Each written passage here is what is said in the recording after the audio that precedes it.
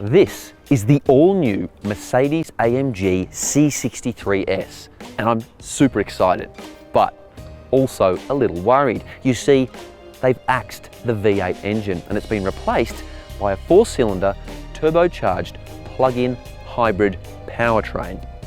So it's much, much heavier now. It's lost its V8 exhaust rumble and it's going to be a whole lot more expensive. But it is stupendously powerful, 500 kilowatts of power. So we're here in Spain for the international launch drive of this vehicle on road and track to see if this sports sedan still rules the roost.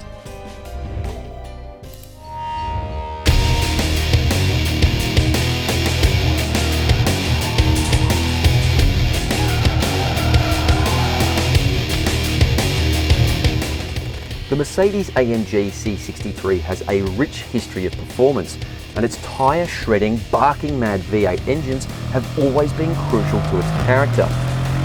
Working under the bonnet for more than 2 decades, the V8 is now gone.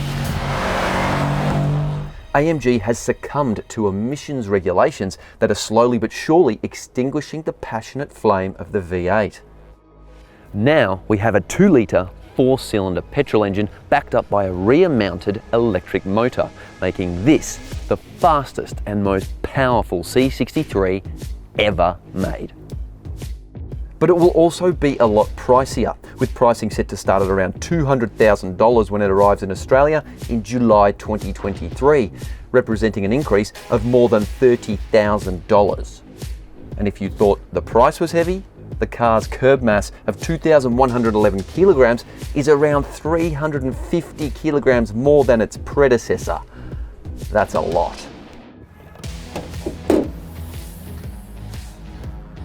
Where do I start? I am still getting my head around this powertrain. There is so much going on, but look, let's give it a go. They call it P3. There's 3 elements: petrol engine, the 9-speed auto gearbox, and the rear-mounted electric motor. Up front is the A45 2-litre turbocharged 4-cylinder engine, but it's been given a big boost thanks to an electrically assisted turbocharger.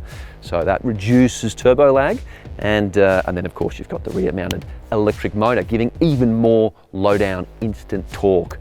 Yeah, it's full on. Oh, and best of all, old mate still signs it, so you know your engine is hand-built. Developed by the same brains behind the pioneering AMG 1 hypercar, and with some F1 know-how thrown in, this powertrain absolutely humiliates its rivals in terms of power output and performance. AMG has increased peak power by 125 kilowatts and torque by 320 newton meters. Those mega outputs pump through a 9-speed AMG automatic transmission to all 4 wheels via a fully variable all-wheel drive system. When I first saw online images of this beast, I was a bit underwhelmed, but in the metal, it looks pretty buff. These pumped front wheel arches add an extra 76 millimeters and they look fantastic. But weirdly, the rear wheel arches, they're not extended at all. But you know what? It still looks pretty good. The wheelbase has also been stretched by 10 millimeters and the car body itself is 50 millimeters longer than the C-Class. And that's to incorporate these massive 20-inch alloy wheels, which in this case are shod by super sticky Michelin Pilot Sport 4S tyres. Big 390mm front brake discs fill out the wheel arches with 6-pot calipers on top, while 370mm rotors with single piston calipers are at the rear. If regular track days are planned, you can option the carbon ceramic stoppers as well. You also get a new AMG grille, a more aggressive lower bumper with huge air intakes to improve cooling, and there's even a bonnet vent to improve thermal efficiency in the engine bay. The obligatory sports body kit also includes a lot of carbon fibre stuff. You've got these side skirts, you've got the mirror caps and this cool ducktail rear spoiler. As well, you've got a very interesting rear diffuser. I really like that look, and the quad exhaust pipes as well. The interior is awesome. I love these AMG performance seats. They really hug your body, electrically adjusted as well. You've got the Alcantara steering wheel that feels really good. The digital adjusters here to change the drive modes. But for all that, it kind of feels like something's missing. don't get me wrong, fit and finish is tremendous, and it's got a really nice blend of sportiness and luxury. But as good as these seats are, they're no different from the C43, and the dash design, it's unchanged from the regular C-Class. There are some really cool AMG specific functions on all three digital screens: the center touchscreen, the big driver's display, and the really cool head-up display. But I kind of wanted something to show for my $200,000 C63.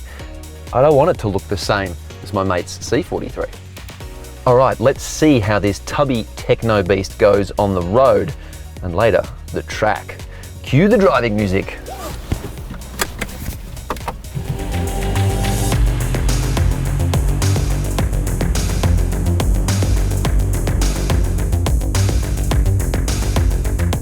The first thing I want to know about this car is how it sounds. And I've just pulled out, it's cruising along in comfort mode, it's switching between full EV mode, but let's chuck it in Sport Plus, and not bad. Oh, a little bit of a fart between gear shifts. Okay, it's not a V8, it sounds nothing like a V8. It sounds more like a motorcycle. It's a little bit of a bassier version of the A45, but look, I'm just glad that there's still some good acoustics there. I'll put it back into comfort mode, and there are three suspension settings: Comfort, Sport, and Sport Plus. And when I flicked it into Sport Plus, it was very, very firm. But in comfort mode, it's surprisingly good. It's definitely better, I think, than its predecessor. Hard to say without a back-to-back test, but maybe it's that extra weight. But definitely they've learned some very cool new tricks from the AMG GT Black, and the damping, the suspension, it feels very good. I think this is a car I would be much happier living with on a day-to-day basis than potentially its predecessor.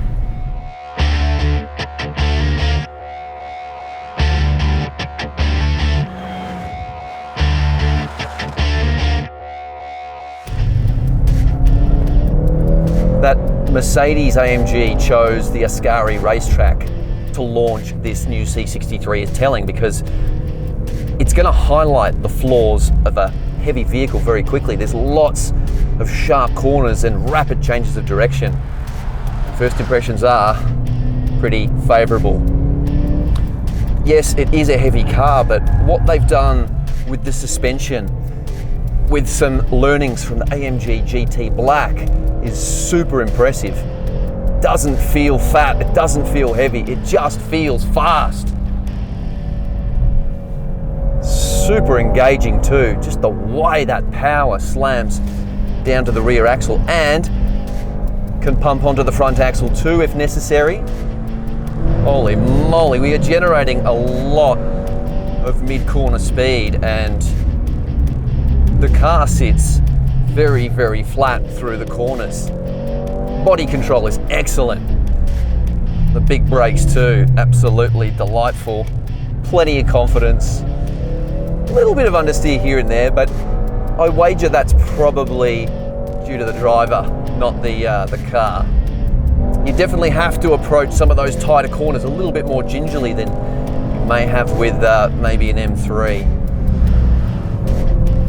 One of the interesting things they've done with this vehicle is the boost system. So basically they want people to get that F1 experience. So it's been charging the battery, and then when you do full detent, boost kicks in, and it's like F1. You've only got a little bit of it, but it gives you maximum power, maximum thrust, and gee whiz, it feels pretty epic. It's quite impressive. This thing has been thrashed around the track all day. I'm on one of the last sessions here with the camera, and the brakes still feel reasonably good. This has taken a pounding. The grip levels from the Michelin's really impressive too. Well, it was excellent on the road, exceeding expectation, and on the track, it is just so sublime. Yes, it is heavy, and there are elements of understeer coming in, but what they've done with the suspension, the wizardry, the magic going on underneath is almost as good as that powertrain. They've done a very, very good job to hide this car's weight. The C63 has lost its V8 battle cry, and it loses much of its emotional involvement as a result. But performance levels are off the scale. This is more than a step change for the C63. It's a quantum leap forward. It's arguably a better road car than a track car, but it'll still leave you gobsmacked in both scenarios. That was absolutely intense. The car feels so balanced, and I think a lot of it has to do with that electric motor and the battery being over the rear axle. So it feels so good, and I shouldn't have been worried because this car is exceptional. Yes, the V8 is gone, but I think when people get in the car and drive it, they may just be converted.